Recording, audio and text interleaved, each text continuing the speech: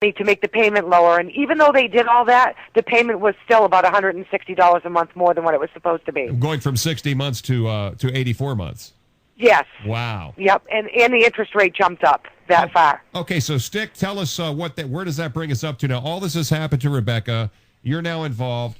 Bring us up to date. Okay, so I called up the bank, Huntington Bank, and I get this lady named Jackie on the phone, and I call her and I say, hey, look, I'm here to call you to let you know that your bank, who's been in business for 143 years, is a victim of banking fraud. And I tell you what, I'm going to give you a phone number of your customer, and I want you to call them, and they're going to give you permission for all of us to talk on the phone, and you're going to find out what I'm telling you is the truth. So this lady Jackie calls up Rebecca and gets her mom on the phone, and they both give her permission to talk to me. And then I explain the situation, and I says, you know what? If it wasn't for me, because this lady Jackie kind of had, well,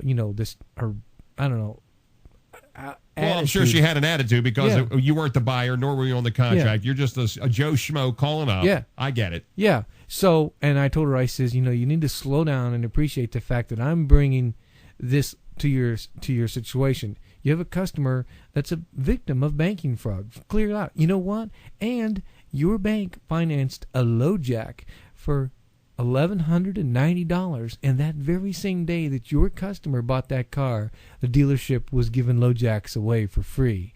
And you know what? Your customer who's making payments to you doesn't even have a LoJack on the car because the dealership never installed what you paid for. So Rebecca, on your contract, you saw the $1,199, $1,200 for a LoJack, and as Stick says, it wasn't even installed. It wasn't. I actually, altogether, I did purchase $1,500 worth of this extended warranty that was supposed to cover everything, including gap insurance, you name it. Everything was covered. Right. And the LoJack, they separated, what was what. And in the end result, I actually paid $2,800 for the $1,500 warranty that I was supposed to pay for. Ended up being $2,800. Okay. And I didn't even have any paperwork on it. They gave me nothing. They told me it would come in the mail in 2 weeks, maybe 3 weeks. I would have something in the mail. I got nothing. I don't even know. I have nothing to show that I have any kind of a warranty whatsoever and no LoJack. Yeah. Hey, Jackie. Rebecca, tell our listeners about the email that I forced them to give you in the mail, in your email. Remember the little email letter that the banks finally agreed to send to you? Yes. About returning the car? Yeah. Well, after we went through all this with the bank and we actually saw we got a fax copy of, thanks to Stick, a fax copy from the bank of the full credit application. That's how I knew that there were different interest rates. And the income they completely made up, and we found out by looking at those pieces of paper that on the bottom right hand corner of the paperwork there was a date that said it was November 2nd was the piece of paper that my mom signed. It was printed out on November 2nd. It was her handwritten signature with the date of the 23rd, and it was put in with the rest of the credit application that wasn't even printed out of the computer system until November 30th. Okay, so let me ask you a question. You said that you submitted an income between you and your mom. You got a so-called approval, but you said that the income amounts were finagled on the new contract. Now, at any time, did Huntington Bank call you to verify you or your mom's income? Never. Never. And they actually had her retired, and they also had, so with Social Security, and they also had her working for another company for 6 years, but they didn't put down the company's name, and the bank never called to verify that. So, had the bank called to verify that, we would have known what was going on, and this wouldn't have even happened to any of us. Wow. So Stick, where are we now then? What is the ultimate here? We're going to be running short on time shortly. Okay, what's happening now? Okay, here's the deal. Finally, after driving the lady at the bank nuts and told her I wasn't going to go away until the bank agreed to send Rebecca an email telling her what's really going down. So the lady at the bank finally typed up an email telling Rebecca that she's no longer financially obligated to Huntington Bank or her mother in any way, shape, or form, and that count has been paid because the dealership sent the money back to the bank. The bank said, we don't want this loan. We want the dealership to give us our money back. And that for Rebecca to bring the car back to the dealership. But I thought, wait a minute. I got on the phone with Jackie. I says, wait a minute. You want the car buyer to give the car back to the dealership. The bank got their money. The dealership's supposed to get their car. Well, let me ask you a question. Was there a down payment and was there a trade? Was the Lexus traded? Yeah, there was a trade-in. There was a trade-in, and there was $1,500. That's a kink in itself as far as the down payment. Okay, so they did take $1,500 down. Yeah. Had she made any payments? Yeah. How many? Rebecca, how many payments did you make? There were 2 payments made. And they weren't late. They were, before the 30 days. I thought this was all going to be taken care of. So there were 2 payments made. How much? How much were the payments? The payments were $480. $480 a month, so that's $960. Okay, so you put $1,500 down.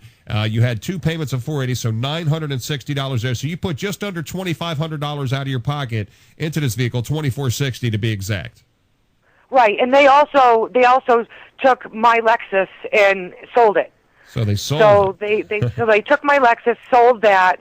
So now they want me to return the car with nothing from the bank and nothing from the dealership saying that we were going to be relinquished from this loan. They just wanted me to drop it off and hope that the dealership did the right thing. Well, I said, I'm not going to do that. I don't trust it. And if it wasn't for Stick, I probably would have. He asked me, he said, don't do it, don't bring it back without anything in writing, and thank God I didn't. I did refuse to bring the car back, and the next day, the very next day, and when I wrote the bank an email, and I asked her a lot of questions, and I told her that I will take my chances in court because I believe I have enough information that the bank and the dealership had wrongdoing, and I'll take my chances with it. And I faxed her back everything that I got, including paperwork that I wasn't supposed to get from the bank. So she knew I had a lot more than she expected as far as proof. Very next day, the car was paid off by the dealership. The $28,108 was paid in full. What? And I still have possession of the car, and it's been 7 weeks. All right, I have not heard from the dealership or the bank. The bank sent me a letter saying that it was paid off. That was the only thing that I got from the bank. Okay, but this is what I don't understand. If the bank relinquished the loan, what was there to pay off to the bank? I'm confused, guys. Well, the dealership, the bank requested the dealership to give the money back to the bank. So the dealership gave. Gotcha. Okay, all right. I but understand. Here's the thing that gets me: if you're going to unwind a deal, then let's unwind it all the way to the very beginning, the inner aspects of the spool. Give the car back to the dealership.